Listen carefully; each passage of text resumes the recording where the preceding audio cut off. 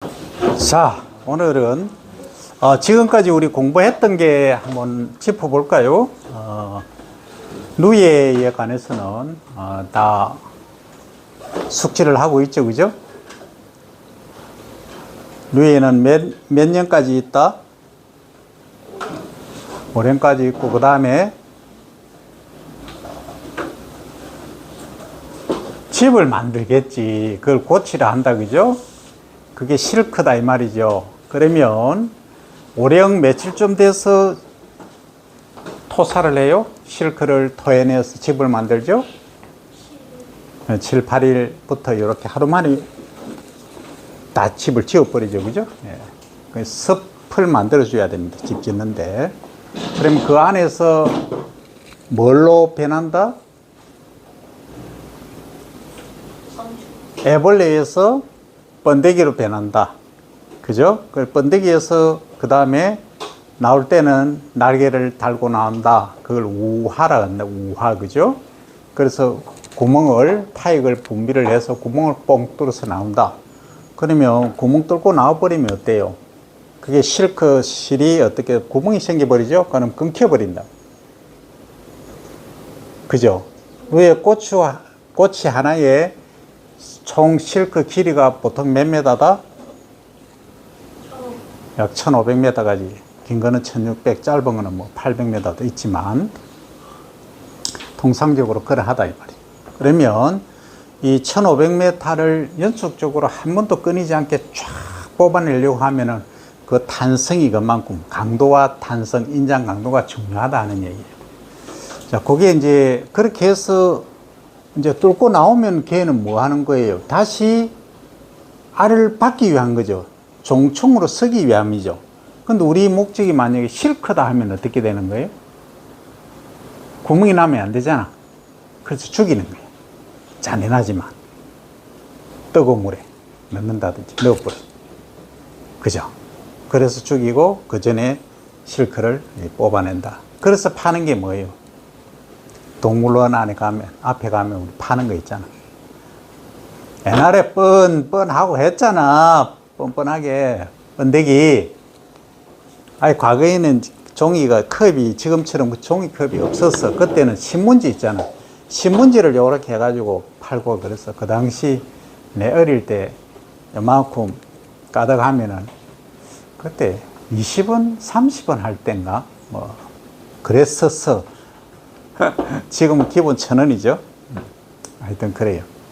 그렇게 했던 것이 지금은 이제 실크 산업이 어디서 중국에서 활성화되고 우리 이제 인건비가 높아지다 보니까 이 수입 실크가 그만큼 싸게 들어오니까 가격 경쟁이 안 돼서 1990년대 초반부터는 우리나라의 실크 산업이 붕괴가 되어버렸다. 그래서 더 이상 이 누계로서는 답이 없다 하는 거예요. 그래서 실크 산업은 완전히 쇠퇴를 해버리고 지금은 이제 의료라든지 아니면은 그 기능성 쪽으로 양잠 산업이 변모를 하고 있다. 그러면 그 누에가 갖고 있는 혈당 강화 효과, 그 다음에 이제 그 실크를 활용한 인공뼈, 그 다음에 고급 펜 있죠? 그 다음에 이제 그 수술용 봉합사, 인공고막, 이런, 기능성적으로 이렇게 변모를 하고 있다, 변해가고 있다, 이거예요.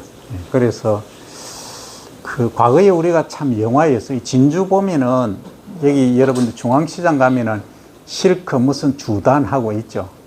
그것들이 옛날에는 그 할머니들이 정말 이 부자들이었어요. 그래서 여러분들이 잘 모르지만은 진주의 토호 세력이라 해야 되나. 하여튼 뭐 비단 관련 업체부터 그 다음에 이 교방 문화가 진주는 엄청 발달했어요, 옛날에. 그래서 여기가 돈이 엄청 많았던 데라.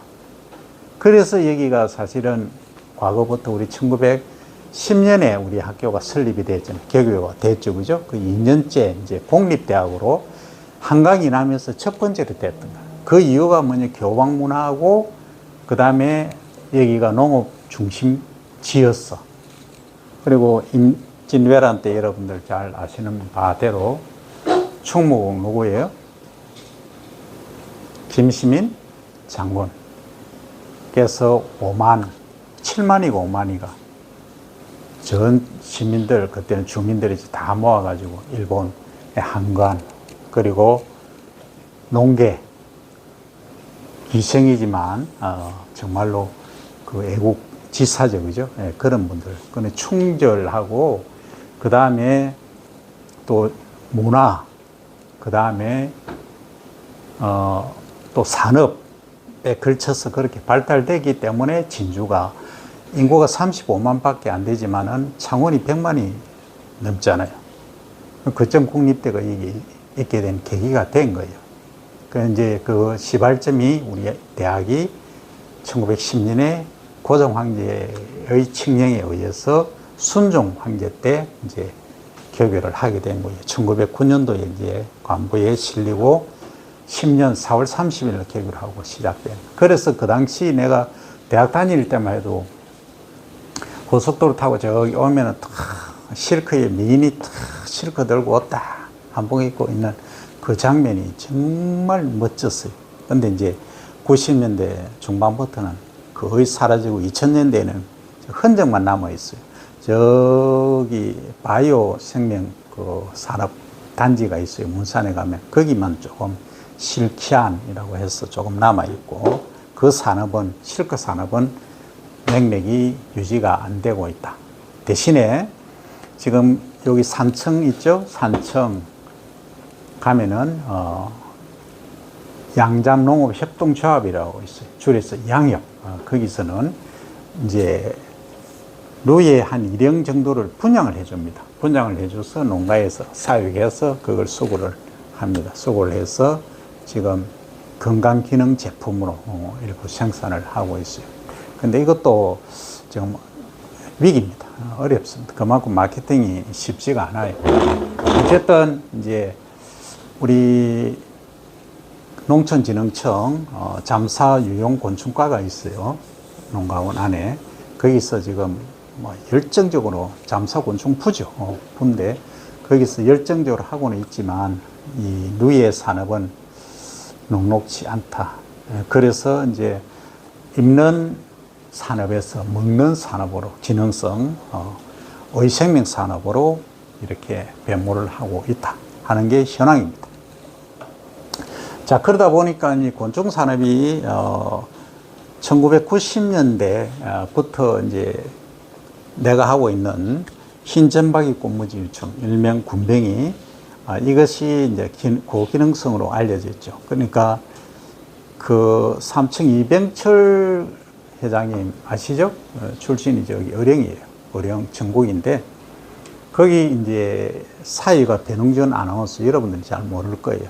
이분이 MBC 명랑운동회 하고 이게 하고 사회자였던 분인데 간암 걸렸을 때 제주도 가서 이제 군뱅이 드시고 회복했다 해서 군뱅이가 일약 스타로 뜬 거예요. 그게 1990년대예요. 그리고 나서 거제도에서 이제 군뱅이 산업이 활성화돼서, 그러니까 집집마다 500만 원, 1000만 원씩 지원해 줬어요. 그래서 사육사 짓고 이제 했는데 초창기에 돈을 많이 벌었는데 이제 이게 확장성이 드물어. 환자만 이제 간암, 간경화 환자, 그 다음에 약국 이런 데만 일부 찾았고 가격이 너무 비싸서 1kg에 그 당시 뭐 100만 원씩 하고 이랬어요. 그러다 보니까 이게 확장성이 없게 되지. 그래서 이제 내가 대학에 온 게 2009년에 왔어요. 2009년에 오니까 이제 많은 농민분들, 기농기촌 하신 분들이 친환경 교육을 하니까 좁은 장소에서 돈 버는 거 해달라 해서 내가 서치를 하기 시작했어요. 그래서 활성화를 이제 시작한 게 2010년부터 연구를 시작했어요. 2009년부터 자료 수집하고 10년부터 본격적으로, 그 당시에는 내 연구실 안에 뭐 냄새 나는 거 하고 놔두고 하니까 다른 교수님들 오시고 냄새 난다고 그래서 샀어요. 그러다가 공짜로 들여보니까 효과 너무 좋거든. 그 다음엔 계속 공짜로 달라 하셔서 이제 됐습니다 하고 보냈던 적도 있어요. 그게 이제 시발이 돼서 지금은 가격이 1kg에 5만 원 정도까지로 내려왔어요. 그러니까 한 20배 정도 내려왔죠, 그죠? 그래서 이제 이렇게 비용을 다운시킬 수 있었던 가장 핵심은 뭐냐? 다단식 사육법이 되었고요. 실내 사육이 됐어요. 그리고 이제 농민분들이 기술이 많이 업그레이드 된 덕택이죠. 가장 핵심은 과거에는 어떻게 실내에서 사육을 안 했어요. 야외에 소위 이제 그 표고버섯 재배하고 나면은 거기 표고목이 있어요. 그렇게 그걸 재워놨다고 보니까 그게 썩고 뭐 퇴비가 되고 해서 거기에 군뱅이가 있는 걸 이렇게 채집을 했었어요. 그러니까 비쌀 수밖에 없었고, 지금은 이제 좁은 장소에 우리가 배웠지만 다단식으로 이렇게 사용하면서 여기까지 왔다. 그리고 유충이 먹는 사료도 전문적으로 만들게 되었고, 그리고 성충이 알을 많이 놓게 하는 그러한 방법. 그 다음에 이제 카니발로서라고 자기 포식하는 그것도 없애는 방법. 그리고 이제 단계별로 사육하는 방법. 이런 기술들이 민관이 이제 협력해서 하나의 완성체를 만들어냈습니다. 지금은 이제 원래는 이 군뱅이 하나로 매출이 한 350, 한 400억까지 갔었는데 코로나가 터지고 나서 이게 경제가 많이 좀 불황이 지속되고 하다 보니까 그 이후로 지금 경기가 좀 많이 안 좋죠, 그죠? 그러다 보니까 이 소비가 확 줄어버렸어요. 그래서 지금 군뱅이 사육 농가가 경남에만 해도 150 농가가 되던 것이 지금은 한 30 농가도 안 됩니다. 이렇게 그 경기를 많이 탄다. 우리 쌀 생산이라고 하는 것은 경기하고 관계없죠. 무조건 먹어야 되니까.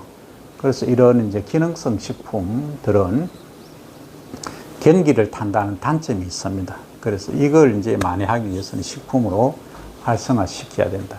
그리고 이제 법적으로 보면 2014년부터 그 당시 국회의원들 27명이 법안을 동시에 발의를 해가지고 군뱅이 산업법, 육성법을 하자, 식용으로 하자 이거죠. 그래서 2014년에 10월에 한시적으로 시작을 했다가 2016년에 12월 20 며칠 날 28일인가 28일에 2016년이죠. 그때부터 식품으로 식품공전에 공식적으로 등록이 되어서 이제 이렇게 활성화되게 되었습니다. 그게 이제 군뱅이의 역사예요. 그 전의 역사를 보면 우리 그 허준 선생님께서 서신 동의보감이 1615년 정도에 완성이 됐죠. 거기에 보면은 군벙이라고 되어 있어요. 한글로, 순한글로 되어 있어요. 그 훈민정음 표기식으로 되어 있어요. 간신 보호, 간과 신을 보호한다. 간과 신장에 효과가 있다 해서 나와 있을 정도로 했어요. 그 이후에 이제 한방에서는 한의사분들은 간이 안 좋다, 얼굴이 좀 시커멓고 이게 밑에 다크서클이 있고 딱 하면 진단을 해가지고 군뱅이 처방 딱 했었어요. 그렇게 왔고, 민간에서는 호박이라든지 이런 거 다른 약재들하고 같이 삶아서 많이 드시곤 했습니다. 자, 일단 여기까지가 이 큰 흐름이었습니다. 자, 어쨌든 이제 군뱅이에 관한 역사 그렇고, 그 다음에 이제 지난 시간까지 우리가 상별 깃도라미 배웠죠. 깃도라미 했다, 그죠? 그럼 오늘은 뭐 할 거냐 하면 수서곤충을 하자고. 수서곤충 지난 시간에 간단히 내가 얘기한 게 있죠. 대답 좀 하자. 뭐 했지? 내가 뭐 한 게 있잖아. 뭐 하면은 최고일 것이다 한 거. 물장군 했지. 그 물장군 했지, 그죠? 그 물장군은 지금 내가 찾아본 결과에 의하면 없어. 그래서 좀 그래요.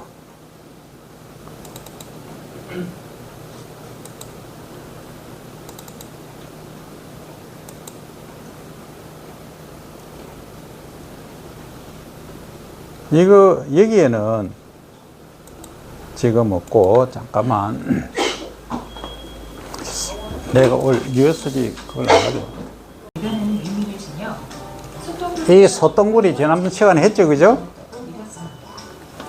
또 그리스 신화에 등장하는 사슴벌레는 니트의 마법에 걸린 존재로 여겨 로마 시대 이후 병에 걸린 아이들에게 사슴벌레 머리를 엮은 목걸이를 달아주는 관습이 생겼는데요.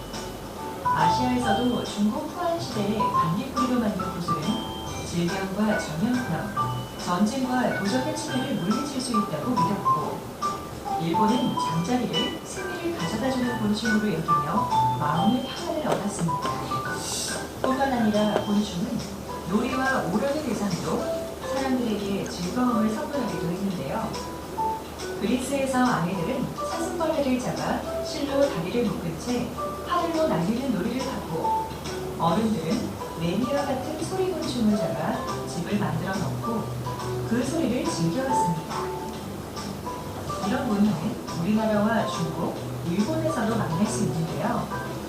우리나라는 고려 황실에서 후궁들이 귀뚜라미를 잡아 그 소리를 들으며 위로움을 위로받았고, 우리와 미를 타작할 무렵이면 여치와 같은 소리곤충을 잡아 추녀 밑에 집을 달아 넣어두고 울음소리를 들으며 노동의 수고를 잊곤 했습니다. 한편 중국과 일본에서는 귀뚜라미와 방울벌레의 소리를 즐겼는데요. 일본 에도 시대에는 그 소리를 즐기는 사람들이 많아져 소리곤충을 모아 판매하는 곤충샵이 생겨날 정도였다고 합니다. 또한 곤충은 놀거리가 없던 시절 다양한 놀잇감을 주인했는데 사람들의 무료함을 달래기도 했는데요. 중국에서는 송나라 때부터 시작된 수컷 귀뚜라미를 이용한 싸움놀이가 지금까지 이어지고 있고, 우리나라에서도 사슴벌레와 하늘소를 이용한 돌 들어올리기 게임과 물방개를 이용한 물건 뽑기 게임이 한때 선풍적인 인기를 끌었습니다. 놀이와 오락을 통해 즐거움을 선물했던 정서곤충은 1990년대 중반 경제력의 증가와 새로운 환경교육의 강조로 색다른 변화를 맞이하게 됐는데요. 바로 애완곤충과 학습용 곤충 산업으로의 전환입니다. 직접 사육하고 관찰할 수 있는 곤충의 인기가 높아지면서 생태교육을 기반으로 한 전시회와 이벤트도 빠르게 증가하기 시작했는데요. 각 지자체와 놀이동산 등에서는 앞다퉈 곤충관을 만들고 전시 이벤트를 진행하면서 곤충은 사람들과 더 친밀해지고 곤충들에 대한 연구와 활용 방안도 더 다양해졌습니다. 지역 곤충 평화 축제는 엄청난 경제적 효과와 브랜드 가치도 만들어내고 있는데요. 1997년 시작된 우주 반딧불 축제는 매년 평균 방문객 시간 20만 명 이상으로 10억 원 이상의 소득을 창출하며 청정한 곳에 사는 반딧불이가 많은 우주는 청정지역이라는 이미지를 얻어 축제가 열리지 않는 예정으로 많은 관광객이 찾아오고 있습니다. 이외에도 1999년 시작된 한평 나비축제와 2007년부터 4년마다 열리는 예천의 곤충 엑스포 역시 매번 더 많은 방문객 수와 지역 농특산물 판매율을 기록하며 지역 경제 회복의 효자 역할을 톡톡히 해내고 있습니다. 정서곤충의 효과와 경제성이 입증되면서 지금 일본과 중국을 비롯한 세계 정서곤충 시장은 빠르게 미래를 준비해가고 있는데요. 이에 발맞춰 우리나라에서도 세대 맞춤형 곤충 선발과 심리치유용 곤충으로서의 정서곤충을 선발하고 이들 곤충과 어울리는 프로그램을 준비하는 데 노력하고 있습니다. 마음을 치유하고 곤충 산업을 살리는 정서곤충의 날갯짓이 우리 농촌을 일으키고 우리 국민의 정서를 치유하는 큰 바람이 되길 기대합니다. 자, 한 가지만 얘기하면 이 정서곤충에 벌이 들어갈까요? 벌. 나비는? 대답 좀 하자.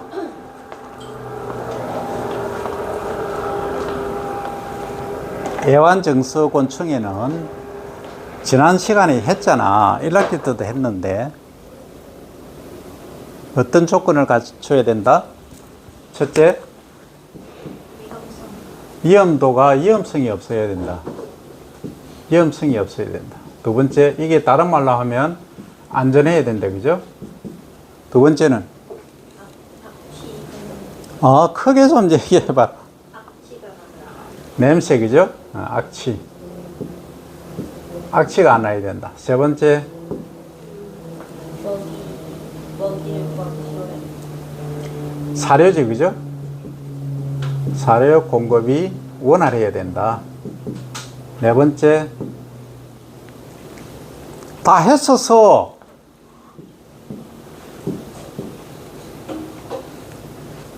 다른 말 하면 예뻐야 된다. 사육법. 보기 좋아야 된다. 그 사육이 간단해야 된다. 그죠? 사육법이 체계화되어 있어야 된다. 체계화. 다섯 번째, 친근감 있어요. 친근감. 친근감이 있어야 된다. 친근감이 다른 말로 하면 뭐 보기가 좋아야 된다. 그지? 선호. 어? 선호. 그렇지. 선호도가 있어야 된다. 선호도가 높아야 된다. 이 얘기입니다. 이것들이 이 애완 정서곤충, 애완 정서곤충이 가져야 될 요건이다 하는 겁니다. 자, 그러면 지금까지 우리가 배웠던 게 애완 정서곤충으로 뭘 배웠죠? 귀뚜라미. 귀뚜라미인데 별이 두 개 다 해서 쌍별 귀뚜라미, 그죠? 그 다음 두 번째는 나비. 우리 나비 배웠나?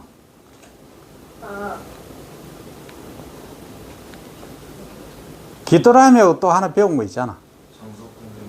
장수풍뎅이 배웠고, 그 다음 사슴벌레하고 얘들은 이 장수풍뎅이하고 같이 가는 거예요. 원래는, 그죠? 상별 귀뚜라미하고 또 다른 거 배운 거 없나? 누에. 누에. 루이에도 애완정서에 포함시킬 수 있어요. 식의학종이 사실 그거 하긴 해도. 그러니까 양쪽에 다 가능하다. 루이에도 가능하다. 그 다음, 군뱅이 우리 안 배웠나? 그 군뱅이는 여기 포함될까요? 안 될까요? 된다고? 어떻게 했을 때? 장수풍뎅이의 성장 과정을 지켜보는 것도 정서곤충에 포함된 거죠. 그렇지. 유충 때 이 군뱅이는 여기서 말하는 장수풍뎅이는 당연히 되고, 여기는 성충이죠. 주로 유충도 되지만 주로 성충이죠. 애들 싸움도 붙이고 같이 갖고 노는 거, 키우는 것도 가능하고. 요거는 유충 때예요. 이게 이제 엄밀히 말하면 흰점박이 꽃무지 유충, 이름도 너무 길다, 그죠? 요렇게 생겼는데, 얘가 위에 점이 있어, 이렇게. 그래서 흰점박이, 이 꽃무지과예요. 꽃무지 유충 하면은, 유충은 기어다니는 애벌레 떼고, 요거는 성충이에요. 그러니까, 이 거꾸로 이제 뒤집어 보면 이렇게 생겼는데, 요 머리가 있고, 요거 배 부분이 요렇게 있어. 배 부분이 홀쭉한 거는 수컷. 요 배 부분이 약간 볼록한 게 있어요. 볼록한 거는 암컷. 요렇게 구분이 됩니다. 그렇게 된다고. 근데 유충에서는 이 구분이 안 돼. 누이하고 비슷하게 주름이 있긴 해도 이 구분이 안 됩니다. 그리고 이 기어다니는 발이 있죠. 이 등으로 보면 이 발이 이렇게 있습니다. 그래서 이제 아래서 깨어나서 요 유충 과정, 그 다음에 여기 뭐 꼬치기간, 번데기죠, 그죠? 요 과정을 거쳐서 이렇게 가서 형태가 완전히 변한다 해서 무슨 변태? 완전 변태를 한다 하는 이야기들을 했었습니다. 그죠? 자, 그러면 이번 시간에는 지금까지 우리가 트레이닝을 가장 기본적으로 소위 타이틀 정하는 정도만 했는데, 그건 아주 기본이고, 물론 중간고사 치기 전까지는 요 정도로 기본만 하긴 할 거예요. 그러나 중간고사 친 이후에는 심층으로 갈 겁니다. 여러분들 수준을 확 높여야 됩니다. 요 중간고사 해보니까 다음 다다음 주 한 번 수업하면 중간고사 기간 아이가? 맞아요. 그렇지. 그러니까 시간이 없다고. 그래서 오늘 내가 예시를 하나 제시를 할게요. 그 여러분들이 내한테 하나 질문 던져봐. 뭐든지. 무슨 나는 사육을 하겠습니다. 예를 제시해 주세요라고 해봐봐. 나한테 질문 던지라고.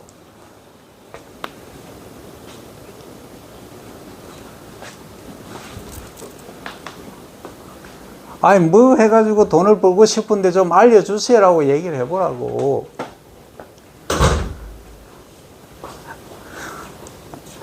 대화 좀 하자. 피드백이 안 된다.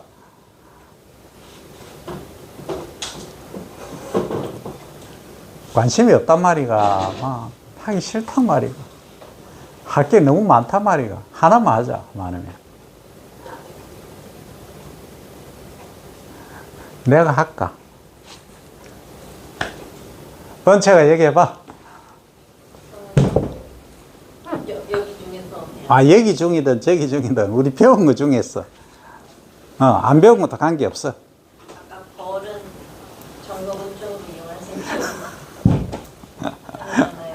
그래서 이용할 수 있나요? 벌, 이 정석곤충으로 만약에 한다면 여기에 지금 다 입에 되잖아. 위험하지? 침 있지? 냄새는 뭐 안 나지만 사료 공급 예고는 뭐 설탕물 주면 되고 사육 시스템이 체계화되어 있지. 친근감이 있어 없어? 없지. 이 두 개가 안 맞단 말이야.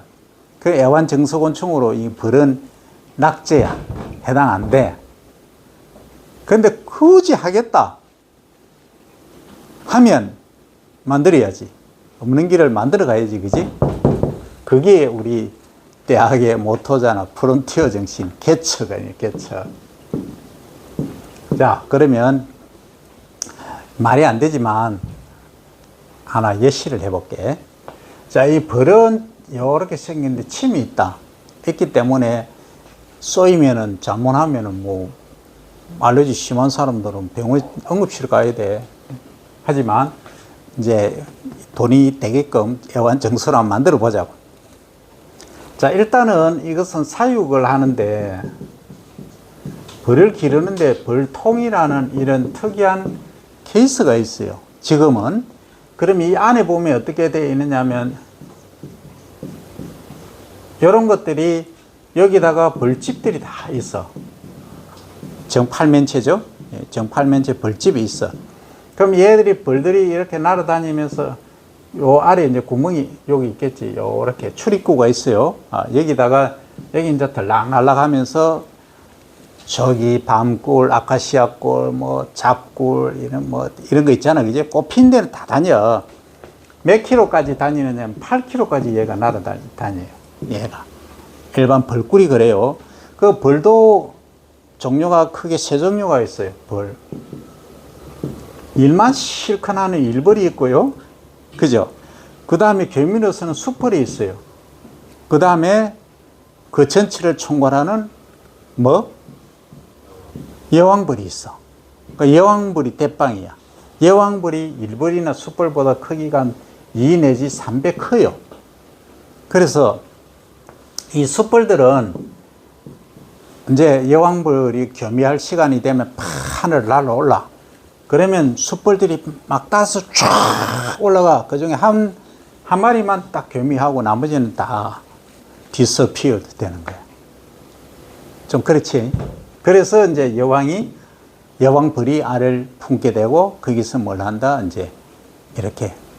요 벌집 있잖아. 팔각, 정육이가. 하여튼, 팔각이 다 하자. 이렇게 되는 거예요. 여기다가 뭐 한다? 이 벌집에다가 요 알을 다 쓸어. 그래서 조금 지나면, 한 보름 정도 지나면 요게 유충이, 대가리 부분, 뭐 주둥이 부분 있잖아. 그 부분만 이렇게 사. 요게 벌이에요.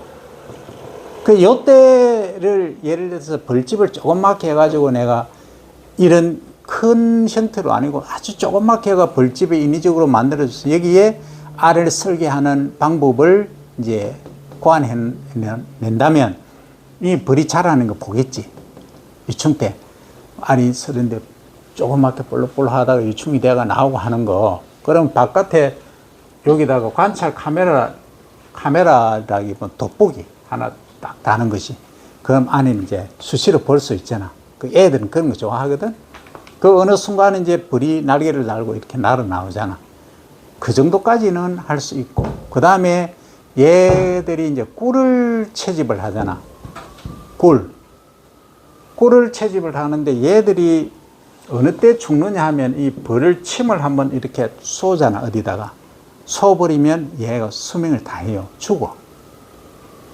그러면 우리는 육종적인 차원이라든지 아니면 물리적으로 이 벌침을 못 쏘게 하는 그런 식으로. 그럼 얘가 무는 정도는 뭐 큰 문제 안 되거든. 쏘아서 알레르기만 발생 안 하면. 그렇게 하면은 이 애완용으로도 가능하지 않을까. 애완체가 뭐 벌을 해달라 해서 내가 하는 거지. 이게 사실 돈 안 돼. 억지로 내가 이제 끼워 맞추는 거지. 근데 말입니다. 이게 어디서 돈이 되느냐 하면 벌꿀 있잖아요. 그죠? 벌꿀도 이렇게 수확을 하잖아. 근데 일반 우리 도시 주변에서 이거 해가지고는 되지가 않아요. 어디서 해야 되느냐면 완전히 청정지역이라 해요. 청정지역에 딱 지리산 꼴짝이 딱 가서 예를 들어서 한 100통 정도 한다. 그러면 지리산도 해발이 1900m, 1700 몇 미터죠? 그러면 1925m가 하여튼 처음에는 보면은 요 아래쪽에 그 다음에 이제 한 달은 뭐 하고 한 2주, 3주 간격으로 이렇게 예를 들어서 올라가는 거지. 이 등구선을 예를 들어서 이렇게 올라가면 여기에 수종, 초종들이 다 달라요. 해발 고도에 따라서. 그래서 여기 8km까지 가니까 다니니까 뭐 한 직선거리로 8km지 이렇게 고도성으로 8km는 아니에요. 그럼 한 1km는 뭐 한 300m 내지 400m 정도로 이렇게 옮겨가면서 땅이 넓다면 자기 땅 아니라도 관계없어요. 벌통만 넣을 수 있으면 돼. 쥐가 날아가서 꿀 따오니까. 그러면 그게 이제 일반적으로 우리가 그 농가에서 사육하는 벌보다 엄청난 가치를 더 받을 수 있어요. 그래서 우리가 지난 시간에 석청 했죠. 그죠? 목청하고 했죠? 석청은 안반 같은 데 있는데 보면 저기 동남하고 이런 데 보면 막 그 꿀 딴다고 밧줄 하나 매어놓고 막 이렇게 하는 거 있잖아. 바위 밑에. 그 벌들이 사람 모독으로 하는 거예요. 그건 엄청 귀한 꿀이에요. 아주 농축이 되어 있어요. 옛날에 우리 토종벌처럼. 목청은 이런 나무에다가 얘들이 구멍을 뚫어가지고 여기다가 이런 꿀을 막 정해놔. 그걸 사람들이 이제 소위 뚱쳐오는 거지. 인간이 좀 거시기 하지.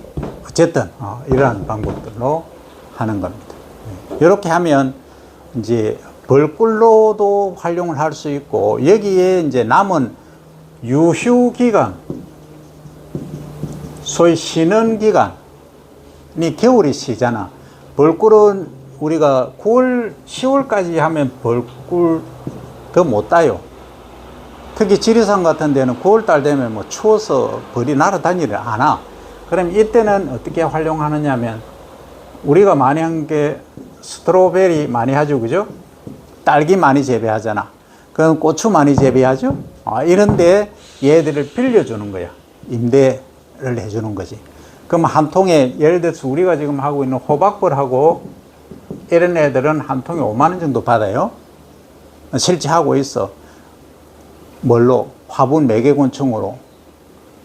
호박벌하고 디형벌 이거 얘기했지. 우리 다 배웠죠. 그죠? 다 배웠어. 그럼 이런 애들 대신에 5만 원, 6만 원 하는 대신에 3만 원만 받는 거야. 근데 효능은 그 디형벌이나 호박벌이 훨씬 좋아요. 그래도 뭐 싸다 하면은 뭐 하니까. 어쨌든 3만 원 주고 가져갔어요 해서 봄에 가져오세요 하면 돼. 왜? 딸기는 5월달 4월 말 되면 끝나. 그 다음에 뭐 일반 고추라든지 시설하우스 하는 것도 거의 4, 5월 되면 끝나. 그럼 4, 5월 되면 어때요? 꽃이 피잖아. 그때 이제 들판에 우리는 꿀 따는 거고, 겨울 동안에는 뭐 한다? 여기 농가에 이제 빌려주는 거지. 그러니까 3만 원 안 받아도 돼. 한 통에 2만 원만 받아도 돼. 그럼 200만 원이잖아. 그럼 겨울 동안에 뭐가 투입이 안 돼도 된다? 사료가, 관리비가 안 들어. 이해됩니까? 그게 이제 이 시스템화 돼 있어야 된다. 그래서 각 이제 농가 대표님들이나 농가 단체들하고 이 연결이 돼야지. 그 100통 같으면은 정상적으로 잘 하면은 일반 꿀은 한 대에 한 8만 원 정도 하면은 이 지리산 진짜 청정 지역이라고 하면 20만 원 이렇게 합니다.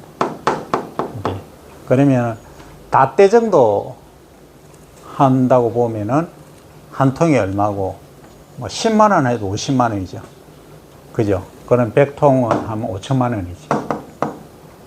투입비 별로 없이. 그러니까 100통 말고 200통 하면은 1억이지. 그러니까 겨울에는 그냥 뭐 2만 원 안 받고 그냥 막 캬만 오세요 하고 뭐 해도 되고 그렇다 이 말이야. 우리는 꿀만 해도 되고. 그래서 요걸 이제 애완정서까지 억지로 이제 밀어붙이려고 하니까 얘를 이제 침을 쏘지 않는 쪽으로 혐오성이 없는 쪽으로 해서 하는 방법이 있지 않을까. 그것은 유충 때는 가능한데 성충되면은 막 지맛대로 날아다니고 하기 때문에 쉽지는 않겠다 하는 거예요. 그 다음에 이제 능력이 되면은 완전히 이 생태계를 다르게 하는 거지. 뭐냐 하면 원래 이제 2, 3만 마리 정도가 한 통이면 거기에 여왕벌이 한 마리에서 5마리까지 날 수가 있어요. 그런데 여왕벌이 많이 나게 하는 거지. 그러면 이게 한 통에서 몇 통? 5통, 뭐, 그 다음에 5통에서 한 세대 지나면 또 5배 하면 25통. 그럼 뭐, 1년에 어때요? 막 10배, 20배 이렇게 정식이 되겠지. 그래서 그런 거는 육종적인 차원이고, 지금 우선은 기본적으로 이렇게 할 수가 있다. 그런데 말입니다. 이 벌 단독 하나만 해가지고는 크게 돈이 안 될 것 같다. 그죠? 그럼 뭘 해야 되느냐? 다른 거하고 접목을 시키는 거라.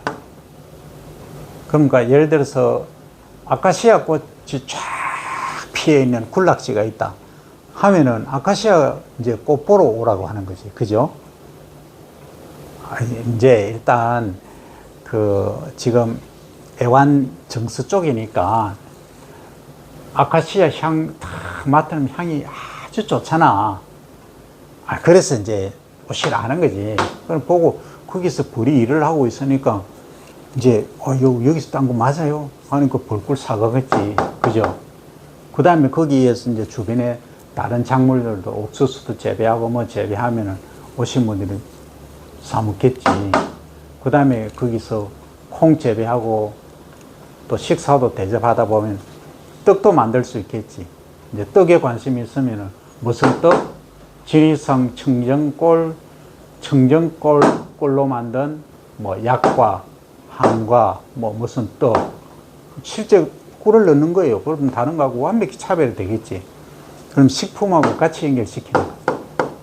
한다면, 그렇게 하면은 가능성이 있을 수도 있어요. 근데 좀 일이 많겠지. 일단 벌을 가지고 어거지로 갖다 붙이다 보니까 이렇게 됐는데, 우리 애완정서는 요 5가지 원칙에 부합을 해야 돼. 위험성이 없어야 되고, 친근해야 되고, 그죠? 사료 공급 체계가 완벽해야 되고, 기르기 쉬워야 되고, 악취, 냄새나 그런 것들이 없어야 되는, 요 기준을 만족해야 된다 하는 겁니다. 자, 그래서 지금부터는 여러분들 브레인스토밍으로 갑니다.